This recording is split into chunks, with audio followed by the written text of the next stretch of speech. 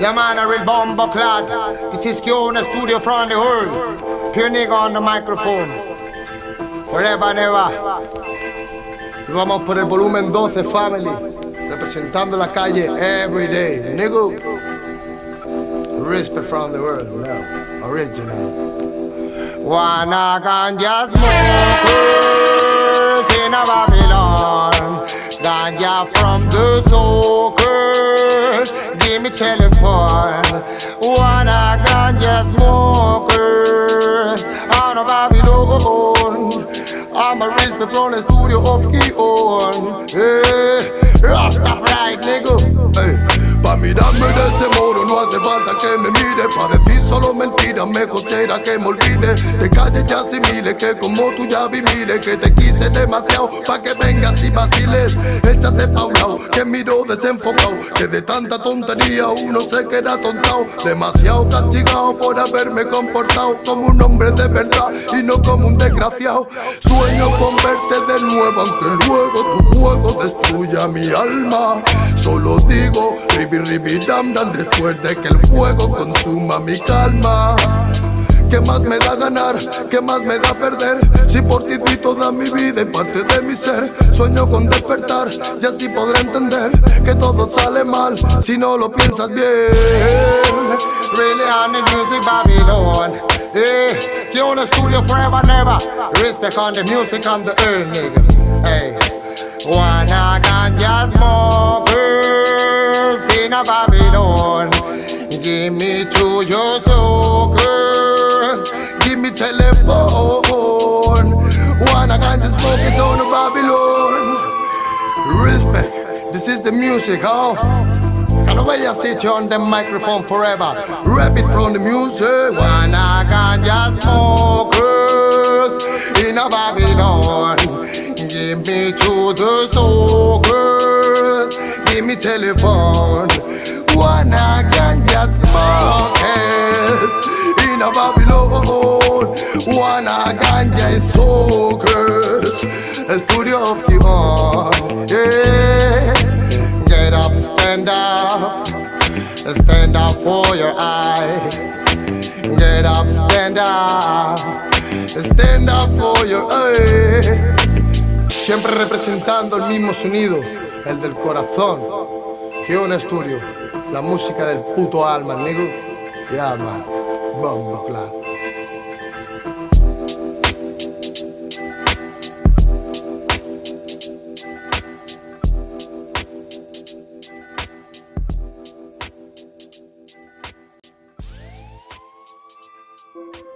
Copyright disclaimer. This content does not belong to Bible Chronicles or claim this intellectual property. The content provided today has and always will belong to the content owner.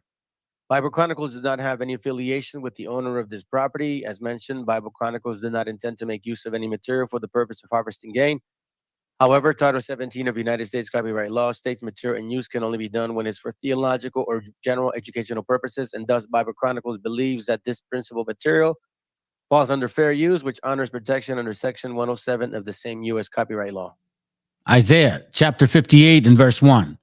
Cry aloud, spare not, lift up thy voice like a trumpet, and show my people their transgressions, and the house of Jacob their sins.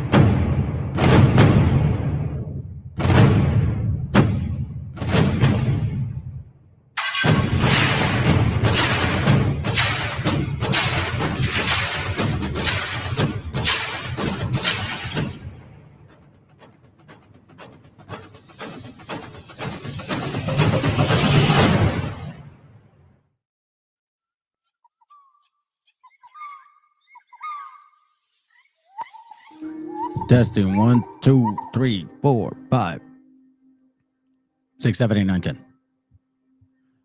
Well, I guess nobody's here to join me for some cup of coffee, huh? I must be that boring. Anyways, you guys are gonna see me wear glasses today because I found out that these little puppies here, actually help me out. Okay, so not that I'm trying to be cool or anything, but I see the glare and I'm getting blind. And hey, shalom, bro. And True 619. All praises. San Diego area code. Anyway, so I'm not trying to be cool, guys. It's just again, I'm seeing very blurry, and I was told it's because I see screens all the time. And somebody recommended these glasses. They're like, they got brown. It's not black. It's kind of like UV, whatever. Anyways, doesn't matter. Anyway, I'm just giving you guys a reason why I'm wearing glasses today. That being said, let's begin. I'm not trying to spend too much time on this here, real quick. The other class we left off where Obama's baby's mama was the number one deportator, if that's a word. I don't think it's a word, but I find it interesting. So let me at least touch on something real quick, and I think it's very important. And I think it's also very stupid of them. So this whole thing about these, and this isn't the topic. No, But- the original indigenous. But these you wobbles, man, y'all are really stupid. I'm gonna call you that as that for real. Here's why. Here's why. Okay. So listen to me. We can squash all of these stupid arguments about whether you guys are the people of the Bible or not. I mean, I'm sorry, the people of the Americas. We can just go to the diet. Just go to your diet. If you guys are the people of this continent, where is your diet? Where are your beans? Where is your avocados? Where is your tomatoes? Where is your potatoes? Where is your parsley, your cilantro, your onions, your rábanos, right? Where is all of these foods? All of this cuisine? Where's your corn? Where's your masa? Where's your tortillas? Where is this diet that you say belongs to you? I don't give a damn about these pictures. I don't care that they may look dark skinned or not, because I got family that looks darker than me. But what I'm trying to say is this: where's your effing diet? You trying to tell me that we took that too? We took that diet too? I mean, are you that stupid that you were really, that us so-called Mongols took your stuff? No, you guys eat chitlins, collard greens, ham, what's that other, cornbread? Where is it? That is your diet. That is not even of the Americas. And a matter of fact, your famous Dr. Sebi learned how to get better from our people. And it was our brother that told him, where are you from? Asked him, where are you from? He's like, oh, from Honduras. I'm like, no. Where are you really from? Because you don't look like me. Africa. So the food that you're eating here in this continent is why you guys are delirious. So get it through your head. Show me your diet. Forget about all of these pictures and all of this stuff, because guess what? But the same books that you guys read are completely being debunked. But let's listen in. Again, this isn't the topic. I just want to touch on it. Let's go. Indigenous people of North America were not black. The Olmecs, the Aztecs, the Mayans, they weren't black. The Vikings weren't black. It wasn't black Africans who built the pyramids in the Americas. It's the radical Afrocentrists that are trying to change history, that are trying to steal people's cultures. And whenever people say anything about this, it's, oh, you're racist. Because we're correcting history, because we don't want our own histories wiped out for your convenience. Stop playing games. This is a Negro. All right? We know y'all gonna deny it, but this is a Negro. Why? There goes a wabo. Shalom, Rick. Shalom, bro. That's a Negro. This is from a book of Ivan Sertima, which he even said it himself. It was just to bubble you Negroes up a little bit, to give you some kind of history, to let you, don't be so stale with your diet. This picture is of Ivan Sertima's book. Again, Forget about the pictures, forget about the writers. One thing you can't take away from is diet. No matter what enslavement you put people through, diet, because we were enslaved as well. Like you said, we were. We were sent over here in ships. If you say we're Mongols, but yet in Asia they don't have our diet, but we're Mongols. In Africa they don't have our diet, but you're from here. Matter of fact, I'll even say this: if Christopher Columbus, because of the papal bull, keep in mind that Spain had one area and Portugal had another area, which means Portugal had Africa.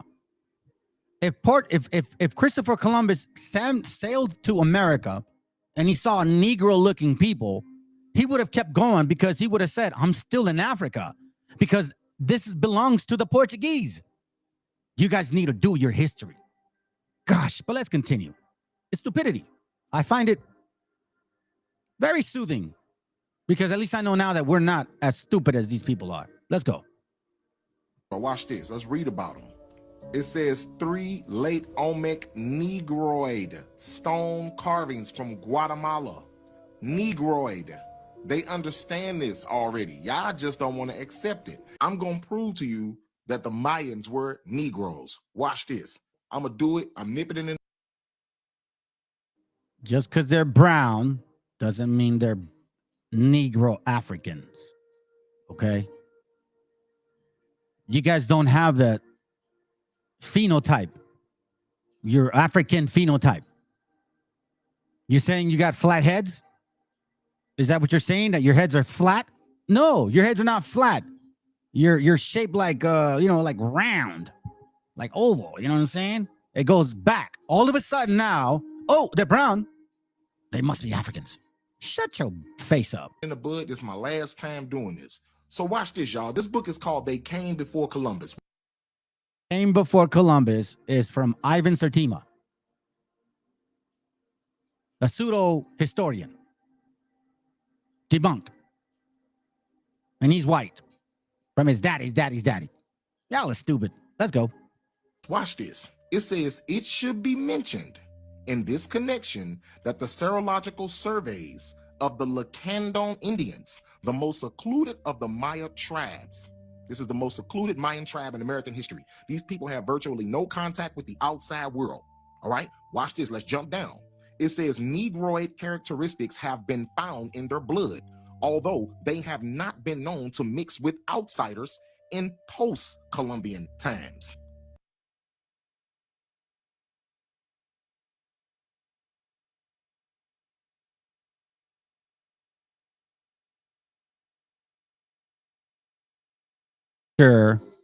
With so-called Afro puff.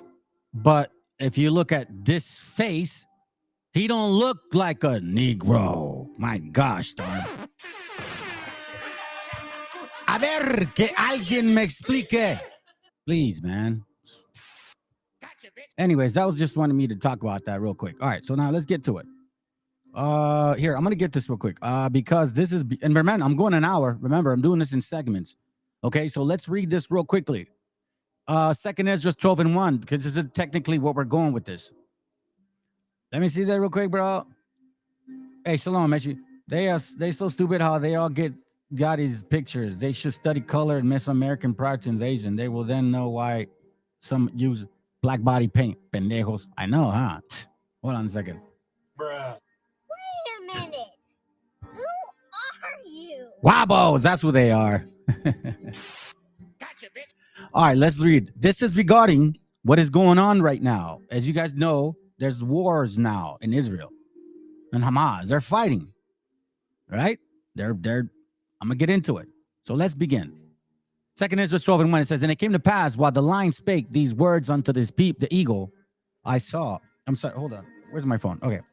While the lions spake these words unto the eagle, I saw, and behold, the head that remaineth and the 4 wings appeared no more, and the 2 went unto it and set themselves up to reign, and their kingdom was small and filled of uproar. Hold on a second.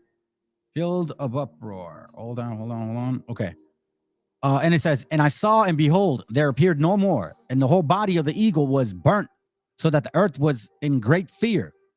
Then awaked I out of the trouble and trance of my mind, and from great fear, and said unto my spirit, Lo, this thou hast done unto me, in that thou searchest out of the ways of the highest.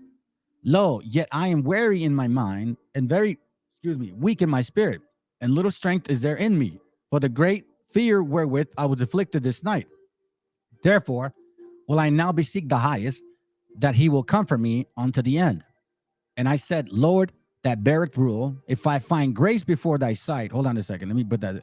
If I find grace before thy sight, and if I am justified with thee before many others, and if my prayer indeed be come up before thy face, comfort me then, and show me thy servant the interpretation and plain difference of these fearful visions, that thou mayest perfectly comfort my soul.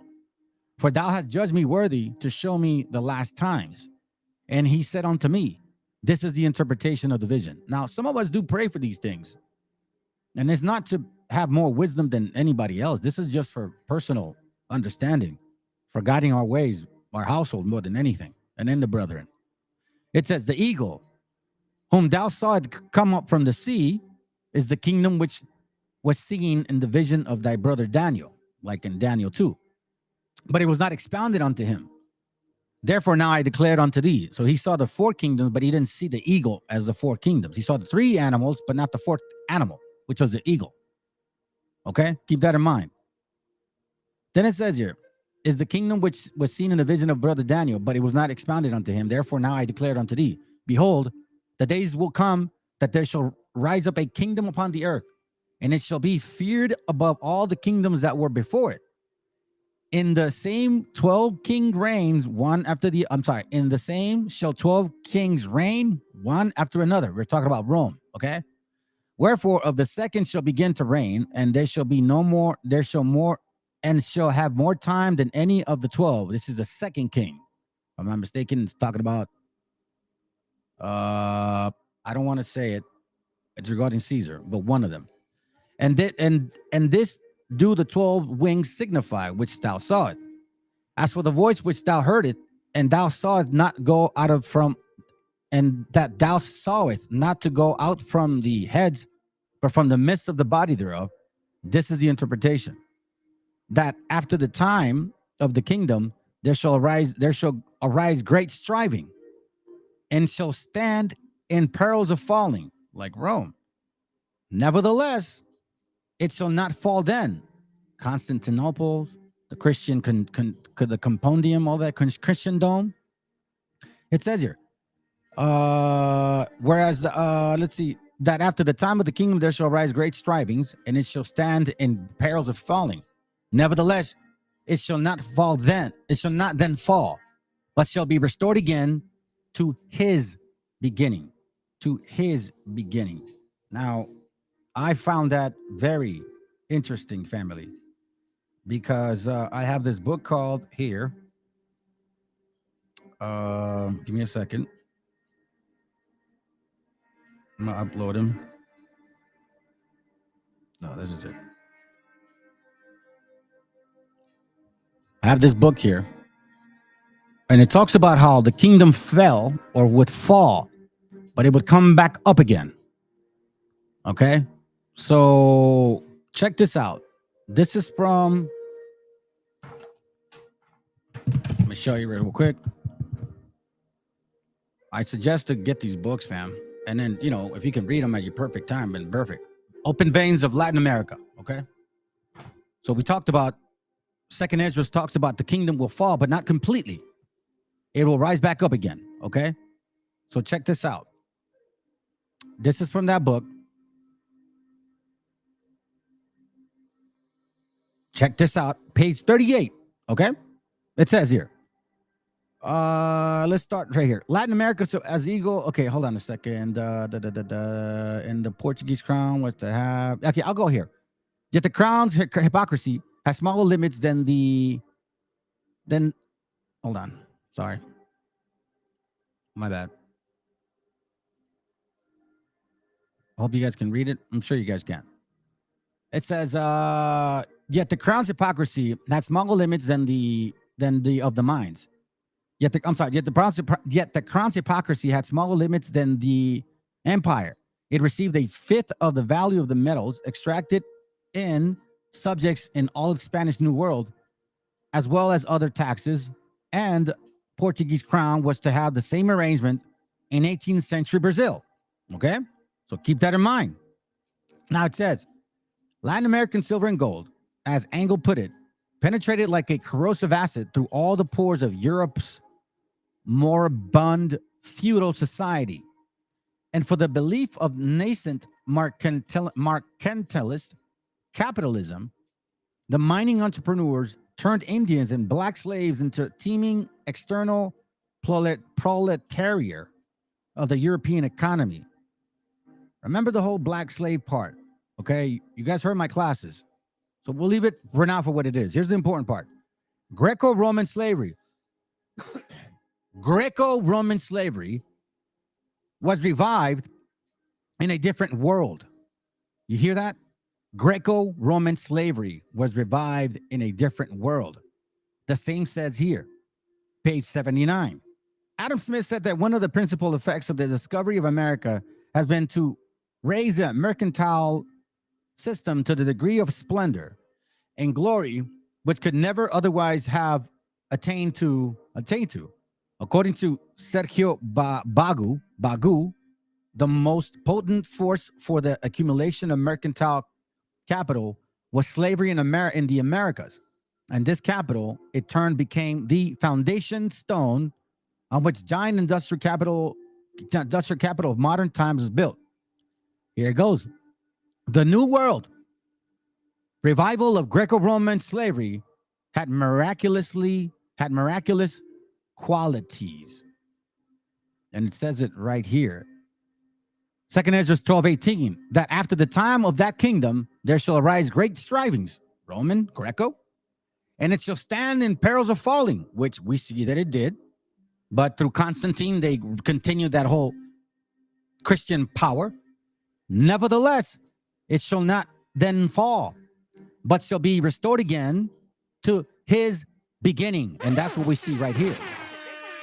That's my point. Okay? So now let's continue. Let's continue with that thought. So check this out. Somebody sent me this video, and you guys know what's going on. The war is no joke. They're at war. They're at war.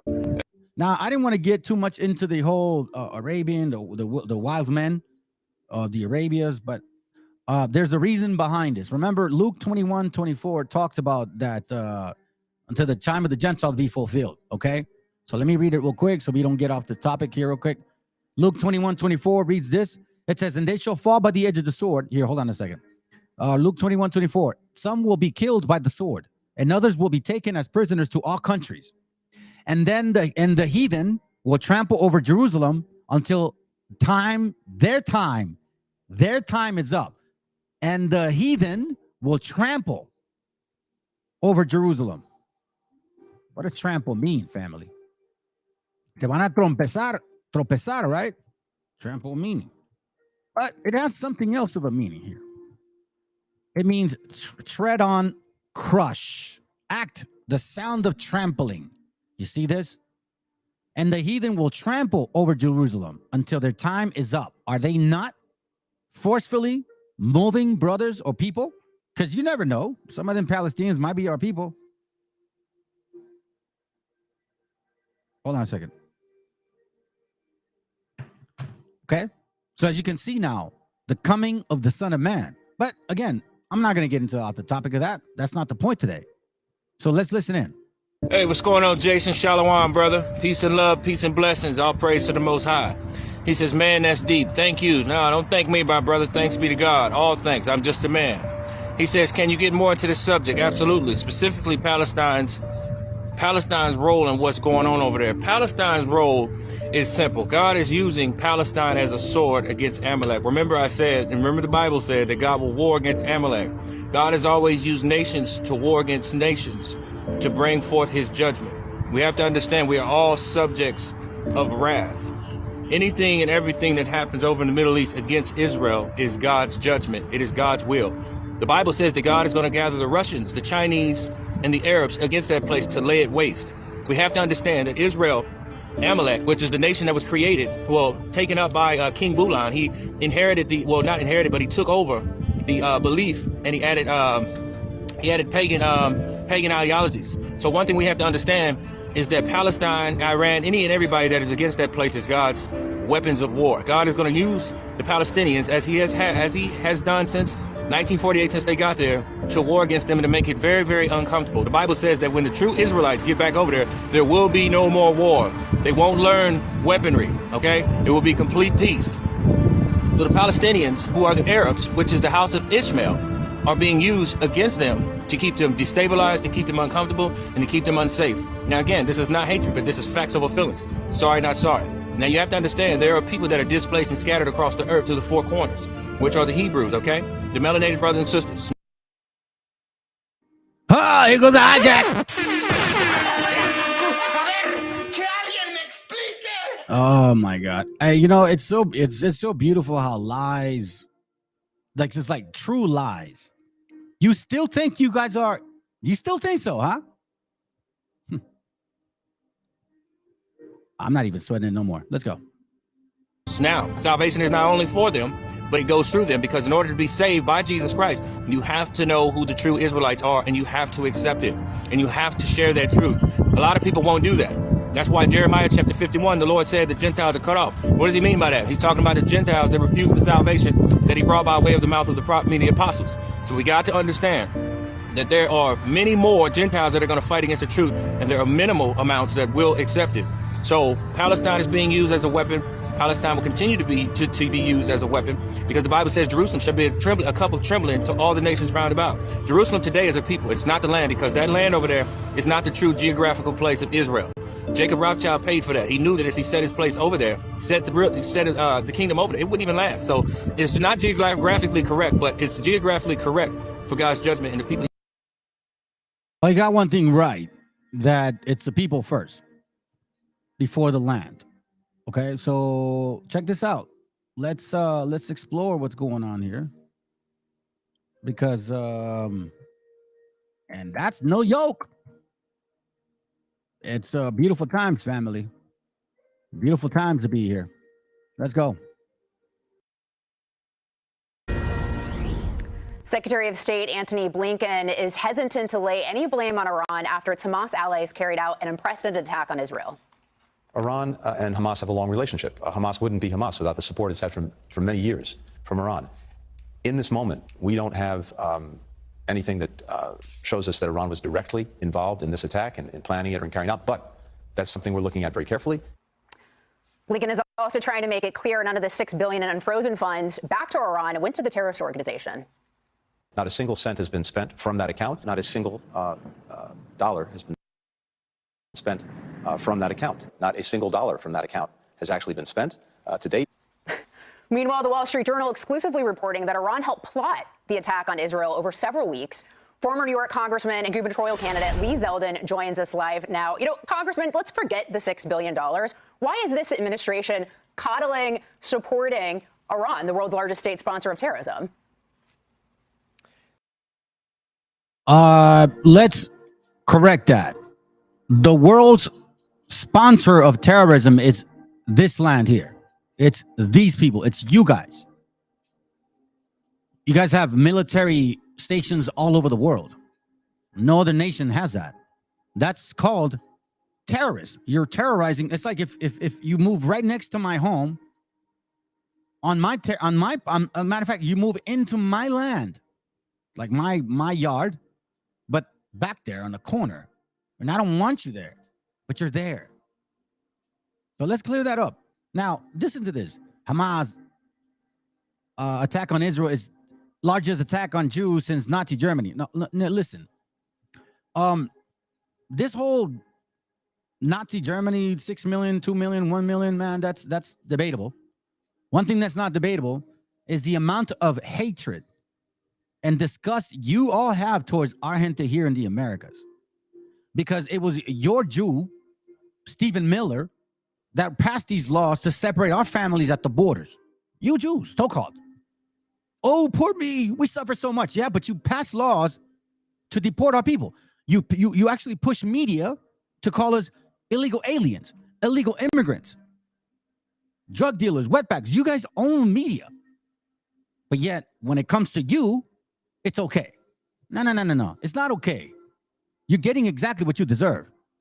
There's no good reason for it. You should not be coddling the largest state sponsor of terrorism, who calls the United States the Great Satan. They call Israel the Little Satan. They chant death to America. They develop intercontinental.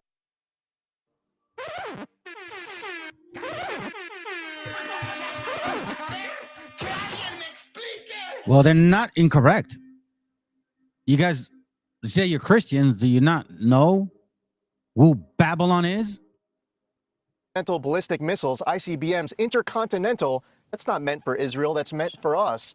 Now, while dealing with Iran's nuclear activity, which has long been part of the conversation here within the United States and also internationally, we also have to look at Iran's other bad behavior inside the region, overthrowing foreign governments, sponsoring terror. Whoa. Hold on a second. Hold on a second. Wait. Hamas is an Iranian proxy. No. Did you hear what he said? Listen to this. Now, while dealing with Iran's nuclear activity, which has long been part of the conversation here within the United States and also internationally, we also have to look at Iran's other bad behavior inside the region, overthrowing foreign governments, sponsoring terror. Hamas is an Iranian proxy.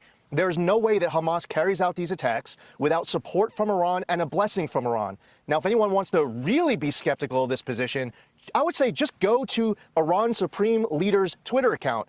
In his own words, with his own postings.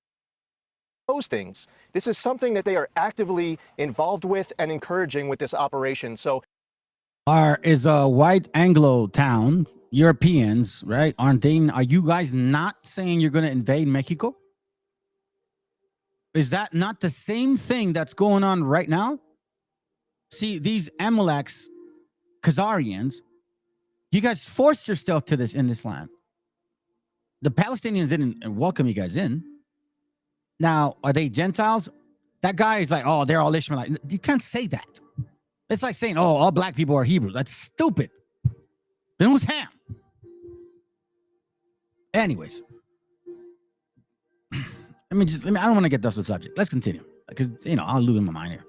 It's very naive. And to answer your question, there's no good reason at all to do it if you want to protect American interests at home and abroad. Lisa, Joey, I want to get your take on this. You've served in Congress. You understand the dynamics at play. None of this is severed from politics. We have presidential candidates weighing in, critiquing this administration. Obviously, you have your thoughts. We don't have a Speaker of the House right now. Obviously, much of this lands into the administration. Politics at this point. I think it's funny. Let's see here. Remember, we saw this yesterday. Okay. And for all you guys that don't know this, Obama's baby's mama was the operative wetbag. Okay. He called it secure communities. That's what it was. I read this to you guys yesterday. You guys can read the article on your own. I'm just kind of going by real quick. We're 34 minutes in. Check this out. I like this sister. She did a video regarding deportation. Remember, this is the whole point. This is part two. Part two. Okay, let me remind you. What is it? What part two are we talking about? This part two right here. Okay. Where are you at? Oh, here it goes right here. This is part two. This is part two of this. The restoration of the Gringo's devastation. Now, what I mean is, this is what you guys have done to society as a whole. Wherever you go, all you do is leave traces of your debauchery. This is who you are. There's no denying it. So now, let's listen to what Operation Wetbag is and who is pushing this. Now, listen, family. Right now, they got the whole Republican, Democrats, all that whole, debate, whatever, presidential run. They're going to say, we're going to use the Eisenhower, the biggest deportation since Eisenhower. Oh, we're going to follow the Eisenhower way. Well, in a nutshell, it's dog whistle. What they're saying is that they're going to implement the Operation Wetback again. Make America great again. Make Operation Wetback great again. Let's go. One operation began a whole campaign. Leading up to Election Day on November 8, 2016, much of the political talk revolved around immigration. Donald Trump's platform consisted of a campaign on the idea of building a wall between Mexico and the United States in order to gain more supporters. The conversation around immigration has been an ongoing one since the start of the country with Europeans, but after California and other states became part of the U.S., the conversation began to focus on those of Mexican descent. Over time, the conversation continued and gained support through different campaigns, with the biggest campaign against Mexicans being Operation Wetback, which strengthened the antagonization of Mexicans, an effect that can still be felt to this day. Operation Wetback was put into effect by President Dwight D. Eisenhower. Dwight D. Eisenhower, okay? This is the sucker right here that they keep mentioning. D. Eisenhower, D. Eisenhower, D. Eisenhower. That's what they say. I'll show you real quick. Let's see where we at. Here, I'll show you real quick. The Eisenhower, the Eisenhower, the Eisenhower. Shut your face up. All right, watch this real quick. This guy right here, ridiculous. Anyways, this woman is an anomaly. hold on a Shabbos second. Bazam The nerve of him, and they got a bunch of people from India crossing the border. Seriously, and he's. What are you gonna do? Deport them? Give me a second here. The border crisis. Eisenhower. There we go. Right there. All right, listen in. Called Eisenhower Plan. I don't know where you stand on that, but that's one point I want to ask you. And the second point is the matter of deportation. Mr. Trump just spoke in Iowa last week, and he mentioned going back to the 1950s, the so-called Eisenhower Plan, which deported over 1 million illegal immigrants at the time. In your judgment, Vivek, besides remain in Mexico, should there be a deportation which deported over 1 million illegal immigrants at the time? In your judgment, Vivek, over 1 million illegal immigrants at the time. In your judgment, Vivek, besides remain in Mexico, should there be a deportation policy? The answer to that is yes. And I've talked about Eisenhower quite a bit on the campaign trail. If we're a nation founded on the rule of law, we have to stand for the rule of law. And we can't look our kids in the eye and say, you have to follow the law, if the government itself does not follow the law either. So I think the only answer, Larry, is in a humane and as respectful of a manner, deport the family unit back to the country of origin when they are here illegally. I will never break apart families. I'm a pro-family person. But you have to take the family unit and return them back to the country of origin. Keep in mind that his parents were both not U.S. citizens when he was born here. So your mama and your daddy were not residents, meaning that if they committed a crime or, government didn't like them, they could kick them out. So the same anchor baby approach you want to take off. So this man here is a hypocritical idiot. It's not even hypocritical, ignorant, fool, buffoon, an idiot. But then again, the devil's a liar. What are you going to do, right? Let's continue now. That's my point. Eisenhower. Let's not forget. I want you guys to understand what this whole politics stuff is. What are they talking about? Who the hell is Eisenhower? Let's go. Through different campaigns, with the biggest campaign against Mexicans being Operation Wetback, which strengthened the antagonization of Mexicans, an effect that can still be felt to this day. Operation Wetback was put into effect by President Dwight D. Eisenhower in May 16, 1954, in an effort to push back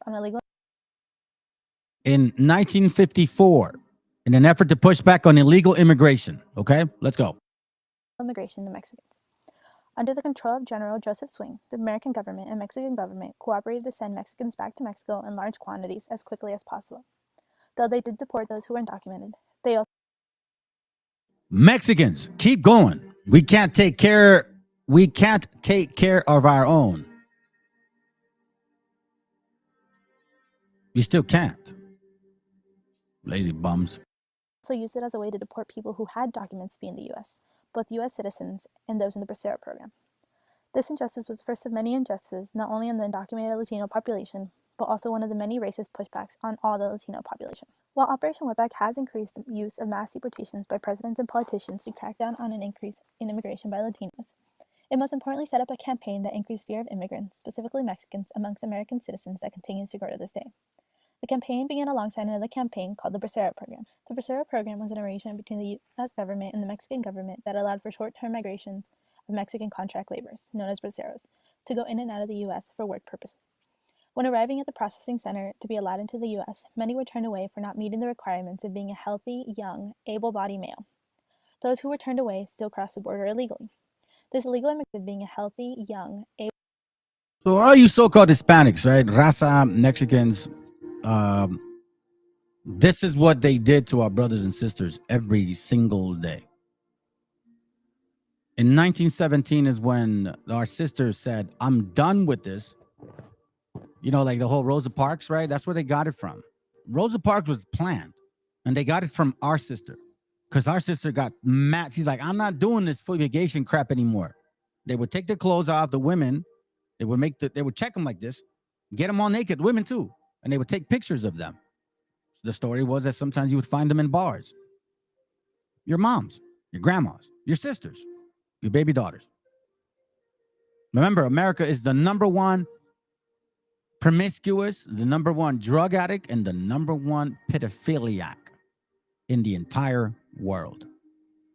Yes, you guys demand child trafficking. No other country demands it more than you here. Truth hurts. Facts tell, stories sell. Able-bodied male. Those who were turned away still crossed the border illegally.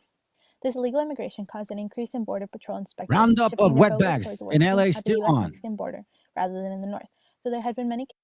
And it hasn't stopped, family. It hasn't stopped. Are they not going to round you guys up? Are they not saying it? We're going to round them up. Eisenhower. Just say it. We're going to do an Operation Wetback again. What are you Mexicans going to do? Huh? You're still going to try to celebrate 4th of July and say, oh my God, freedom, freedom for us. We're celebrating 4th of July. But Halloween's going to be so fun. Oh my God, I look forward to it. My neighbor, what's his name? Harvest. He's going to come over for dinner. Let's go. Campaigns that attempted to regulate illegal Mexican immigration. Nothing came close to the campaign of Operation Wetback. Operation Wetback within a year had deported 1,089,583 Mexican people. 1,089,583 Mexican people. We were deported on trains, boats, buses, trains, planes, and automobiles. Declaring it as a success not only in the government's eyes, the American people's eyes also. It was credited to virtually erasing Mexican wetbacks from the American scene. Though the claiming of apprehending 1 million, quote, wetbacks marked Operation Wetback successful, the official numbers did not indicate this, and over time, the numbers continued to decrease. This was unknown to the American public, though, who continued to believe that the Mexicans were the problem of the country and continued to support the mass deportations. Many Americans believed that their lack of resources came from the fact that Mexicans, who had entered illegally, were taking their jobs. Yet, not only were undocumented people being deported, but even people who were citizens. Oh, there goes this crack-a-lacka right here. She's like, 12 million out of work. Well, they deported a bunch of people. Well, they stopped the law was implemented in Florida. There's still jobs there, but you guys suck at it, and you don't want to work, and you want too many breaks, and smoke breaks too. Can't deal with that in construction. People need homes. In document holding braceros. This goes to show that Americans wanting to deport Mexicans was more than just feeling threatened economically, but rather stemmed straight from hate and racism. That's so funny. Sorry, guys, this thing is taking your jobs, but he doesn't look Mexican. Oh, wow, that's good. Let's go. Sentiments towards We're almost done. Regardless of legal documentation. Americans not only wanted to deport Mexicans in order to create less competition in the workforce, they also did it believing that Mexicans were criminals. Operation Wetback was credited with decreasing the crime rate by 62% in cities such as Calexico. This fear of Mexican criminals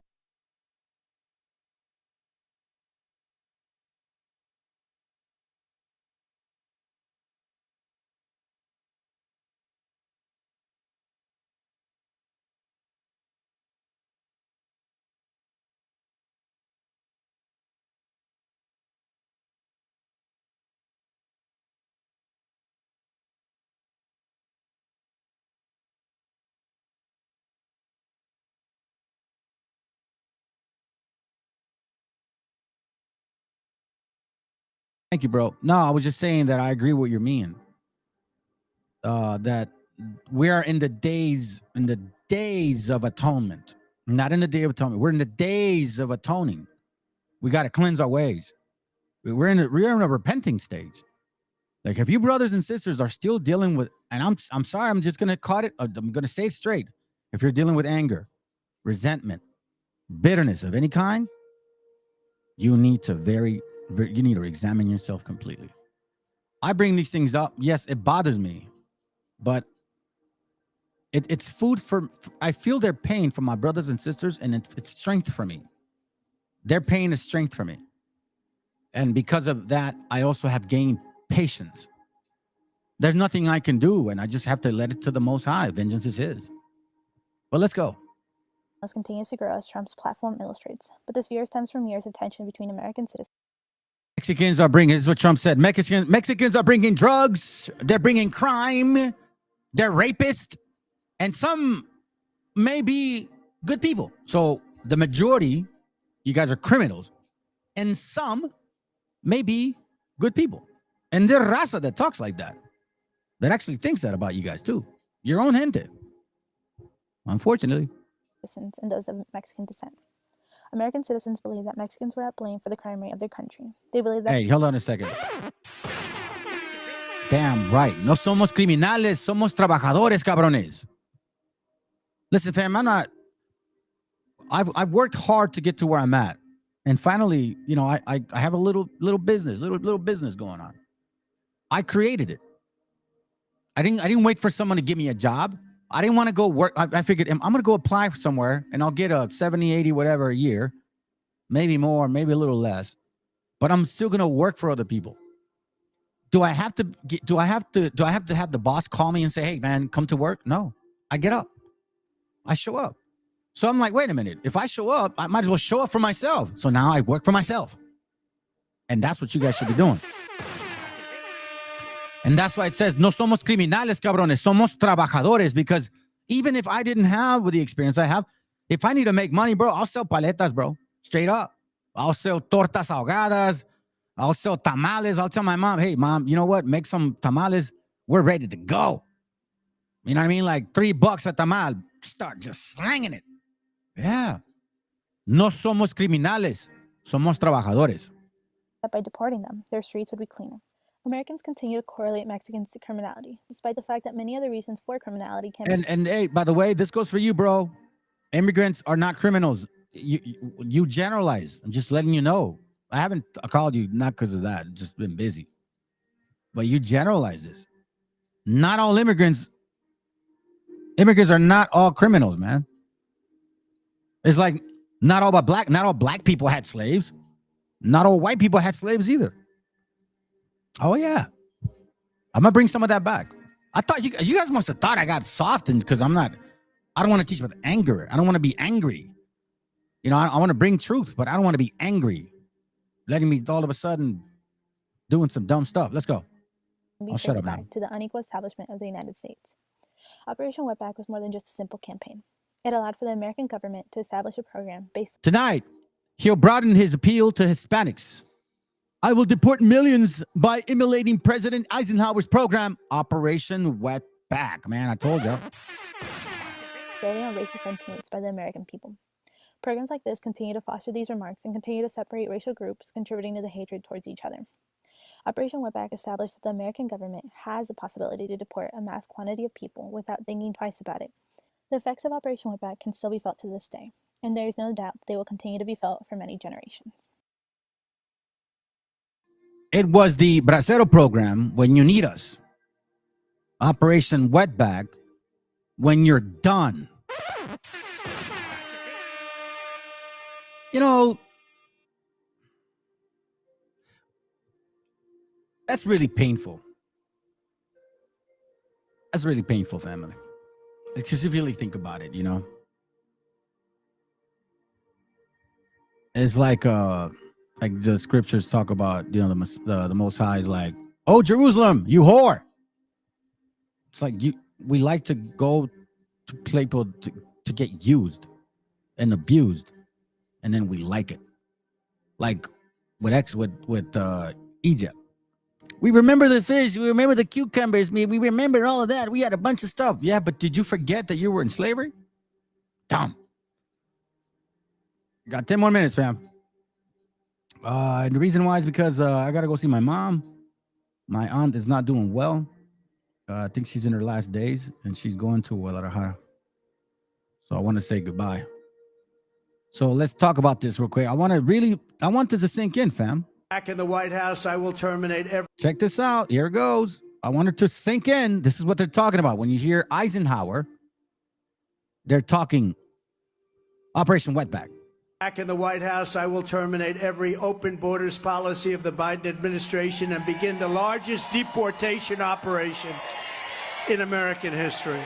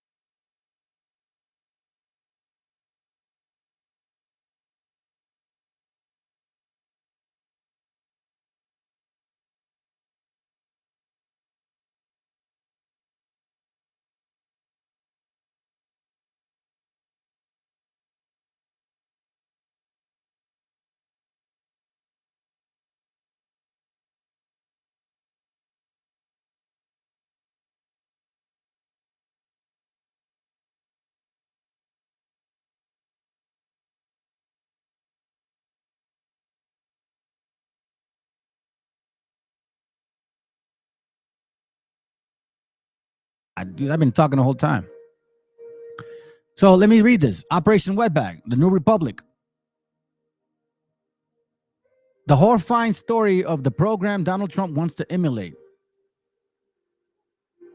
So you see him, you see me, and you see you guys. When or if they implement this, I could get pulled over, and you guys could too. Yeah, I had it on mute, bro. My dummy. Every 4 years we talk about this. Then it says you're Actually, you know what? Let me see if I can read this. Okay, here goes. Trump has offered an actual plan of dealing with undocumented immigrants. Broad in outline, clear in intent. And this was through Stephen Miller. Yeah, that Khazarian fake Jew. I don't know why you're not over there. I wish you were over there so it could bomb you. Because you deserve that. After what you did, you passed this law to separate thousands of children from their parents. He's been unwavering on what he intends to do. Deport approximately 11 million undocumented immigrants in America. Construct a wall along the Mexican border and block remittance payments sent by undocumented immigrants back to Mexico in order to force the Mexican government to pay for the wall. So now they're trying to do that to invade because they don't want to fight fentanyl. But little do they know that this remittance is a $1 billion industry. And these corporations, banks, money service businesses are not going to allow these idiots to implement those laws. So don't fall for that. And he has cited a genuinely scary historical precedent. On multiple occasions, Trump has praised Dwight Eisenhower's mass deportation effort, Operation Wetback.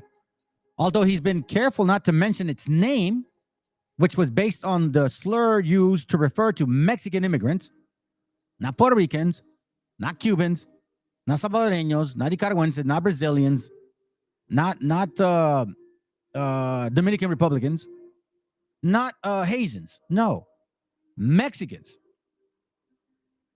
who would swim to the Rio Grande to cross over into Texas. Operation Wetback.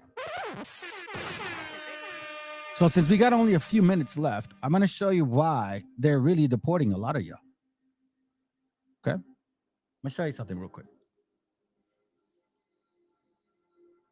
Let me see if I can read this page, and then I'm going to show you a video, and then we're done. Page 49.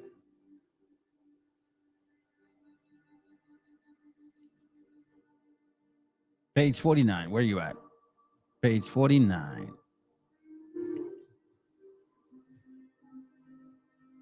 Check this out. Notice the United States needs legal farm workers. The mayor of your town can arrange for your contracting. Warning. The era of the wetback and fire cutter has ended. From this day forward, any person found in the United States illegally will be punished by imprisonment. Were displayed in areas with high concentration of illegals. So there were signs. They were displayed in high concentration areas of illegals, or our people. The existing anti-immigrant media coverage also contributed to the swing's publicity campaign by fueling hostility against Mexicans and those who continue to hire them. Who runs the media? Khazars. Who runs the media? Hold on. Let me do it again. So then now, all of a sudden, when it comes to, this situation, then it becomes an issue. Yeah, a matter of fact, I'm gonna do this right now. Hold on, before I forget. I'm gonna show you two videos. Before I forget. Because let me see. I don't want to miss it. Because they say something interesting in this video. I think it's... Hold on, give me a second. Because restaurant meals have... Okay, is it here? Well... Okay, so what I wanted to share was... I don't want to forget, so I'll say it now.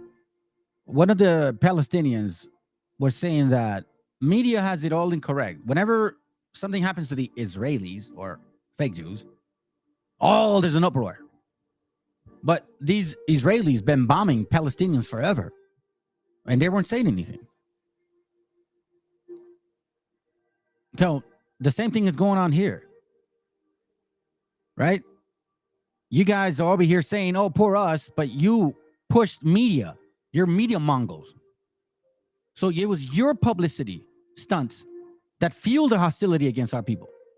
But you're supposedly the people of the Bible? You suffered so much? Scarce tactics were nothing new to the immigration services who had successfully utilized them, meaning the media, during the earlier repatriation efforts in 1930. So it happened in 1954, in 1930, and in 1964. The second purpose for advanced media campaign was to give the American public and the undocumented worker the impression that the Border Patrol was a massive and all-powerful agency.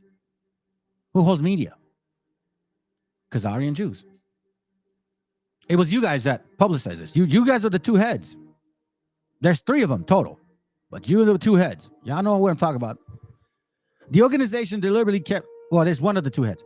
The organization deliberately kept the size of their force a secret and led the media to believe that they were an invading army. Are they not doing that again? Capable of casting out the wetbacks from the American territory. It was the media's overestimation for their size that had the greatest effect on the mass departure of Mexicans during the early stages of Operation Wetback. This was you. The next class is I'm going to talk about Stephen Miller. Exactly. We're going to end it right here. Okay. And now let me look at the video that I'm trying to show y'all. Let me see something.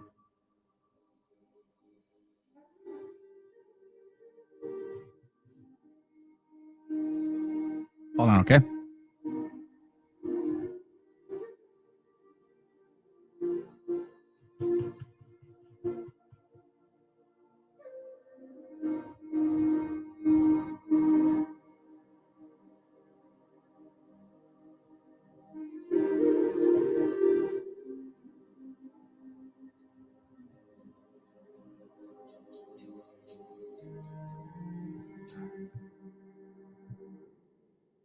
Give me a second, family. I'm just trying to find this real quick. It's a video that I had.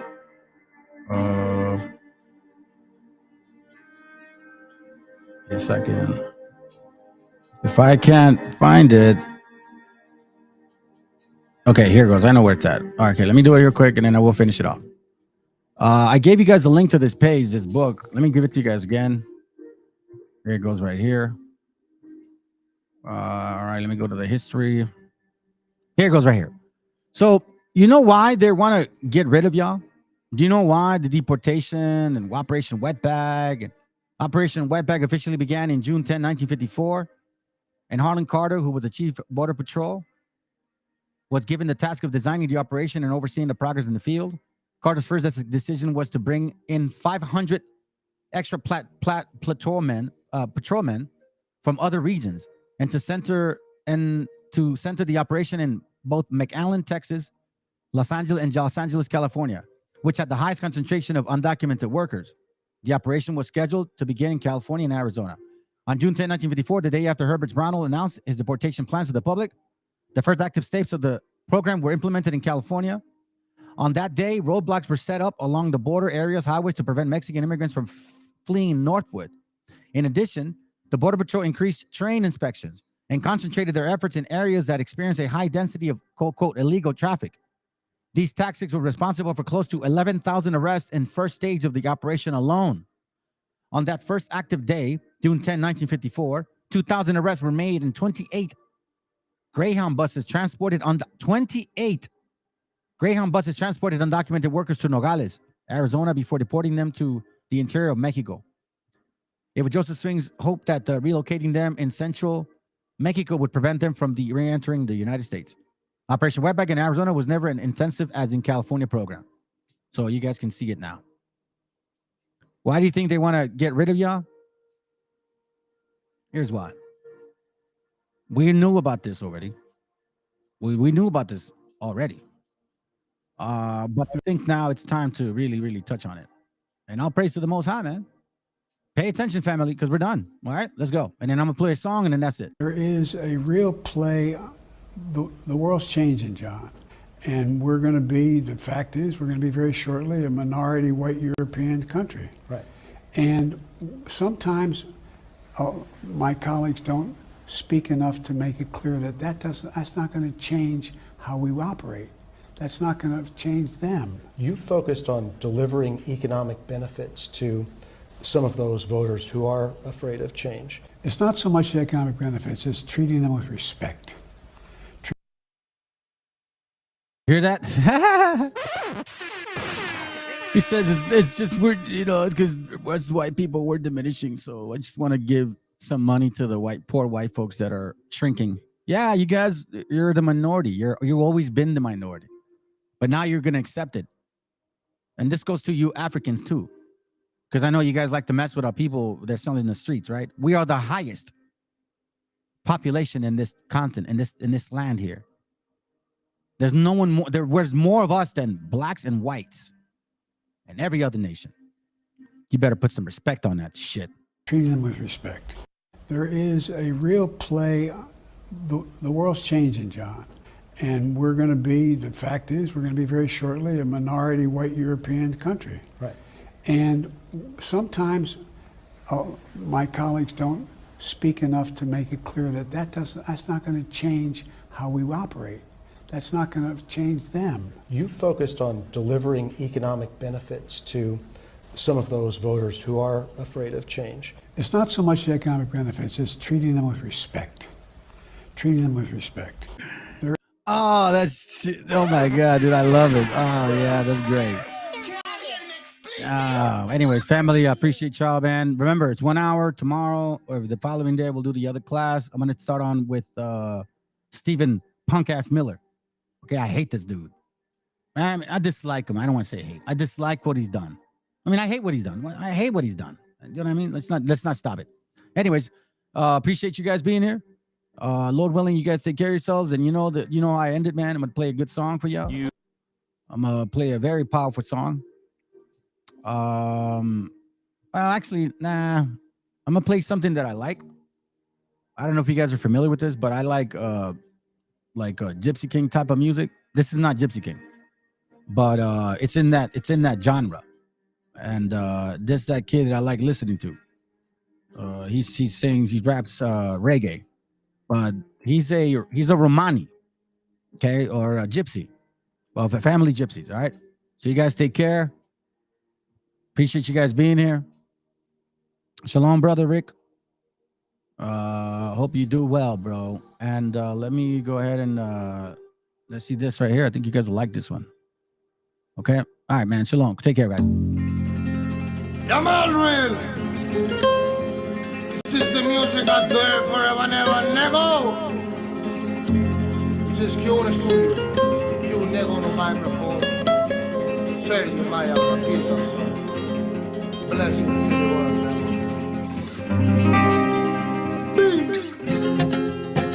I write them.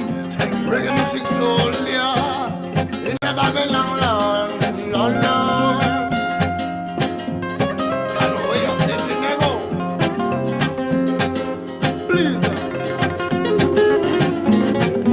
Brilla mi vida como el sol lo hace en el mar. Se mantiene encendida como luz de mi cantar. Son promesas prohibidas las que me van a dañar. Pues mintiendo algún día todo se puede acabar. Y entonces, ¿qué queda de verdad? Mil voces que nos hablan de humildad. Después de tanto tiempo con heridas en el alma, vendí mi soledad para por fin hallar la calma. Bendito todo aquel que con amor destruye el arma del humano radical que de mentira llena el karma. Aquí sigo yo cantando, bailando y sabiendo qué debo de hacer. Aquí sigo yo llorando y riendo por dentro a la misma vez. Aquí sigo yo cantando, bailando y sabiendo qué debo de hacer. Aquí sigo yo llorando y riendo por dentro a la misma vez. A la misma vez.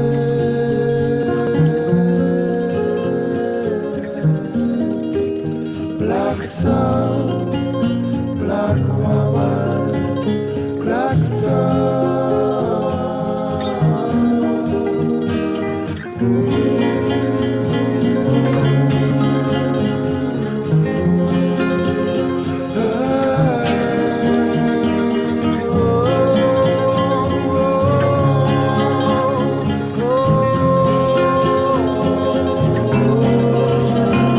Caminos de fuego, mucho viento y perdición, se llevan al malo por malvada intención. Que todas tus noches se llenen con mi canción, de gritos al alba y desnuda situación. Habla con el tiempo y dile que lo ves pasar, que todos los momentos los debes de recordar. Sean buenos, sean malos, todo tuvo que llegar, mas nunca hubo tiempo que debiera malgastar. Alright, this is the music out there in my family. Original and fresh, forever and ever. Bum, bum, bum, bum. Yeah. Babylon, Babylon. More fire. Sing it again.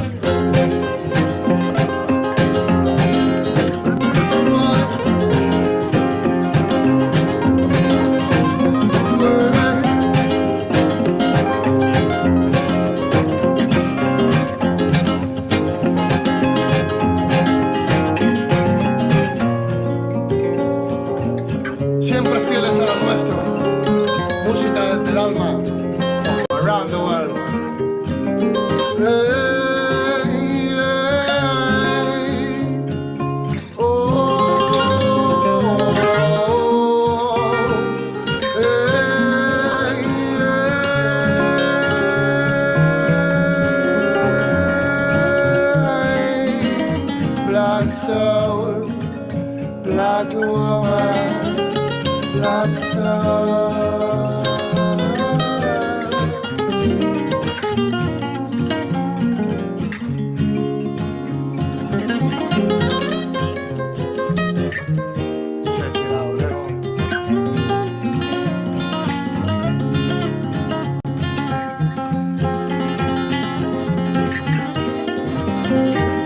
myself like woman, kill my brother.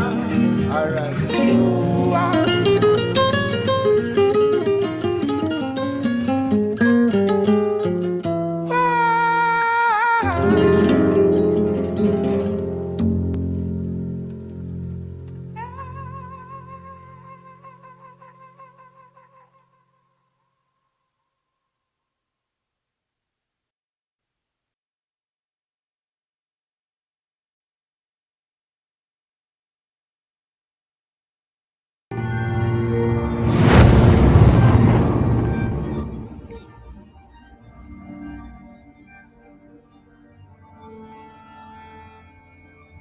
Ical, hijo, abre los ojos.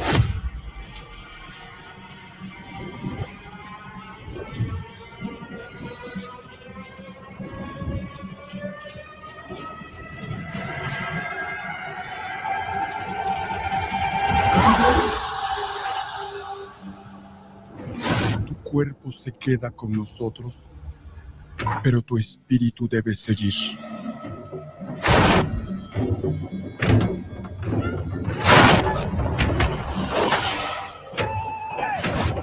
Busca la luz. Aléjate de las sombras. Deja que nuestro dolor sea tu fuerza. Desde aquí iluminamos tu camino.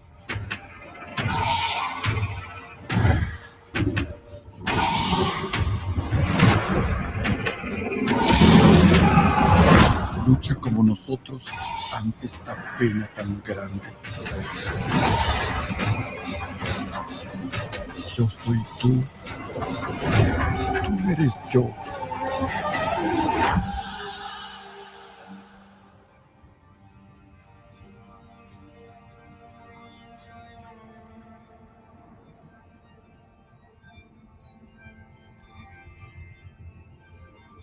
La muerte que hoy nos separa, mañana volverá a unirnos. Eres libre, hijo.